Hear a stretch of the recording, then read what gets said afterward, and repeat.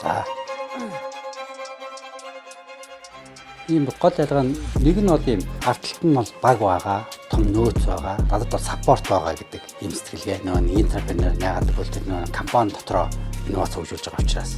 Нөгөө нэг антрепренер нь болохоор яг on your own гэсэн үг. Тэгэхээр өөрөө бүгдийг хийн. Илүү нөгөө хүчин чармаалт шаардна, бас илүү риск шаардна. Хэрхэн яг антрепренерлэг сэтгэх үү, харах уу, хэрхэн антрепренерлэг үйлдэл хийх үү гэдгийг зааж сурах хэрэгтэй, ажилчдаа.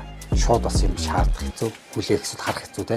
Нэг заагаагүй ээжж үр дүн хүлээх бас хэцүү. Тэгэхээр нэгдүгээрт нь тийм сургалт, коучинг янз бүрийн юм байдлаар хүмүүсээ хөгжүүлэх хэрэгтэй болно.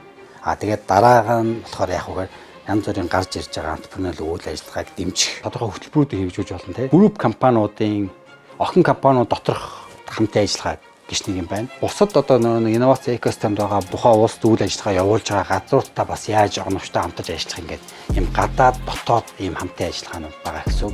Олон нийтийн байгууллагыг оролцуулах бол тэрийг оролцуулж болно. Эдэмжлэгний газрууд оролцох хэрэгтэй бол тэрийг оролцуулж болно ч гэх юм уу. Компанитыг нь тэгээд дотооддоо бас янз янзын нэг мэрэгчсэн охин компаниуд маань тодорхой чиглэлүүдээр нарийнц учраас тэднийхээ ноу хав туршлагыг бас хуваалцаж авах хэрэгтэй гэсэн. Тэгэхээр чи үнэхээр гоё тэр санаанда компанийнхаа удирдлагуудыг ч юм хүмүүсийг итгүүлж чадах юм бол чамааг тэр хүмүүс чинь дэмжинэ. Нэг бэкап хийн.